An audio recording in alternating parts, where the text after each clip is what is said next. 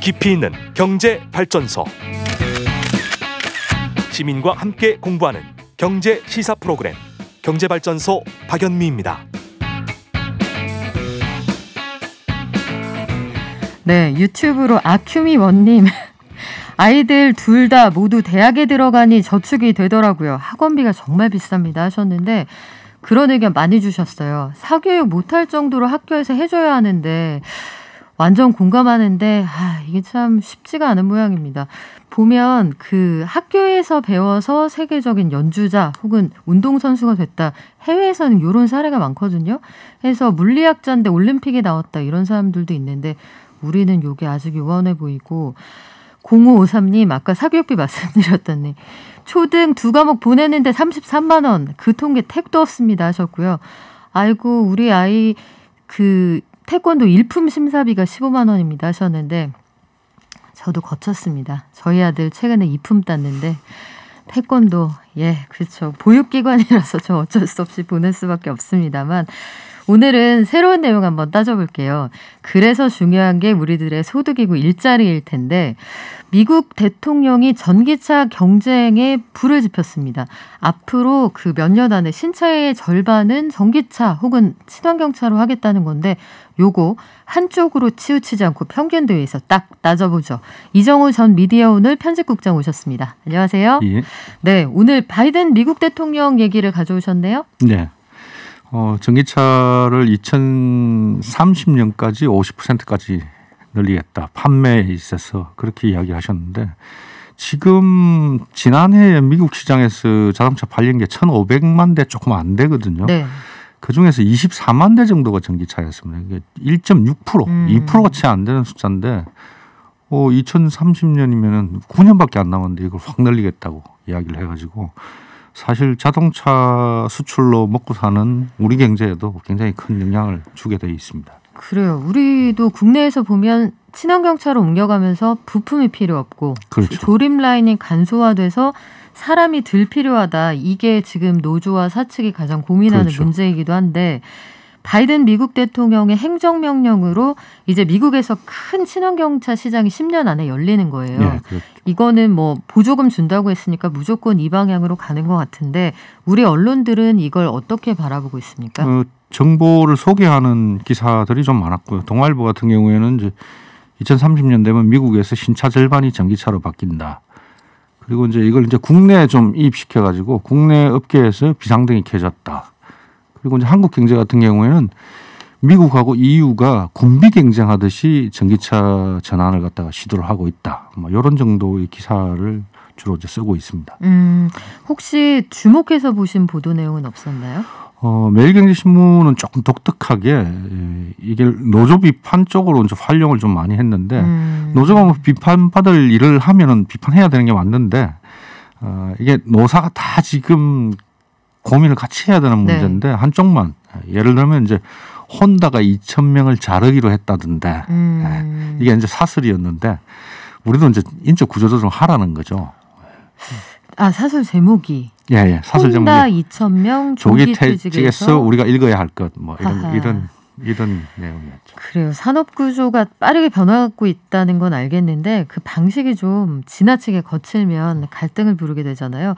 전기차 전환은 근데 우리가 예고했던 일입니다. 예견된 미래이고 유럽에서는 앞서서 이제 조금 더 이른 시기에 내연기관차를 퇴출하겠다 발표를 해서 저희도 전해드렸는데 전기차 전환에서 인적 구조 조정 말고도 해결할 문제들이 많지 않나요? 많이 있죠. 일단 지금 완성차는 2만 개 정도 부품이 들어가는데 70%가 사라집니다. 네. 가장 중요한 엔진 자체가 없어져 버리니까요. 그렇죠. 네. 그러면 이제 이 인력 어떻게 할 것인가? 그리고 이게 그동안의 기존의 자동차 산업은 굉장히 노동집약적인 산업이었습니다. 한국만 예를 들면은 완성차가 26만 명 고용하고요. 간접 고용까지 합치면 200만 명 가까이 고용합니다. 한 산업이 200만 명을 고용한다는 건 엄청난 거죠.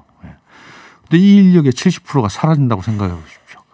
굉장히 큰 문제인데 해법도 조금 나올 수 있는 게 있어요. 지금 현대차 같은 경우에는 50대가 47%입니다. 아. 그럼 이분들은 60세가 정년이니까 10년 있으면은 절반이 사라지는 거죠. 사실 저는 인적 구조조정은 크게 고민 안 해도 된다고 봅니다. 이미 베이비붐 세대들이 2년 전부터 은퇴가 이제 돌입했습니다. 그렇기 때문에 큰 문제가 될 게 없는데 대리어 더 중요한 거는 전기차에 맞는 지금 자동차 정비업소들이 시내에 있는 민간업소들이 다 거의 영업이 안 되거든요. 그렇죠. 두 가지 이유입니다. 전기차가 좀 나오기 시작했고 그다음에 기존의 내연기관 차들도 고장이 잘 안 나거든요. 품질력이 좋아서요. 네. 전기차에 맞는 정비 시스템을 구축해야 되는데 이 기술 인력을 빨리 양성해야 되는 거죠.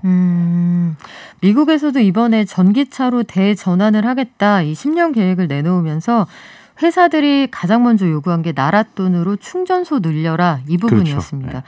이게 정부의 간접적인 지원이 될 텐데 말씀하신 것처럼 자연정년으로 인원이 좀 줄어들 수도 있겠지만 이분들의 이후도 문제고 또 한 가지 쟁점은 이분들이 정년 연장을 주장을 하고 있잖아요. 그렇습니다. 그래서 이게 세대 갈등으로 이어질지 혹은 산업구조 재편에서 좀 지나치게 우리가 무거운 짐을 안고 가야 되는 건 아닌지 이런 주장도 있거든요. 이런 부분들은 어떻게 해결하면 좋을까요? 현대차 같은 경우에는 원래 기존의 정년이 좀 짧았습니다. 58세였는데 저는 이제 그게 몇 년 전에 60세까지는 됐는데 네. 그러고 나서 관례상 촉탁직으로 다시 네. 비정규직으로 들어와서 한 2, 3년 근무하던 그런 관례가 있었는데 전 정년 연장은 좀 무리라고 봅니다. 지금 내연기관차 기술력을 가지고 있는 네. 숙련 노동자들이긴 하지만 이분들이 필요 없는 시대가 도래하니까요. 그래서 이제 세대 갈등은 사실은 기존에 있는 사람들이 나가고 나면 채용하지 않는 행태로 지금 진행되고 있는 게 맞는 거라고 보여지고요. 참 쉽지 않은 문제입니다. 이게 앞으로 그러면 언론의 역할이라는 게 사회적 감시관 역할도 합니다만 미래를 내다보는 상상력을 제공하기도 하잖아요. 그렇습니다. 앞으로 언론들이 여기에 어떤 비전을 좀 추가하고 아이디어를 내주면 좋을까요? 전혀 새로운 형태의 아마 자동차 산업에서 이제 전기차 고용이 창출될 거라고 보여지는데요. 시내에 이제 조금씩 남아 있는 이제 공중전화 박스 이런 것들이 아마 이제 충전소가 될 거란 말이에요. 네. 그건 이제 예전처럼 그렇게 공간이 많이 필요하지 않으니까 그 기름 탱크가 지하에 필요 없는 형태가 그렇죠. 되는 거니까요. 그리고 이제 석유업계도 이제 관련해 가지고 산업 전환을 고민을 해야 되는 거죠. 연동되어 있는 산업까지. 그렇죠. 주유소들도 아마 그 배터리가 만약에 교환식으로 들어간다면 충전했다가 배터리를 바꿔주거나 그렇죠. 아니면 급속 충전을 하는 그런 시설로 빠르게 전환이 되지 않을까 싶은데 실제로 최근 10년 사이 주유소가 상당히 많이 줄어든 건 또 사실입니다. 앞으로 상황이 어떻게 달라지는지 우리 차 시장의 변화 함께 지켜보겠습니다. 지금까지 이정호 전 미디어오늘 편집국장이었습니다. 고맙습니다. 예.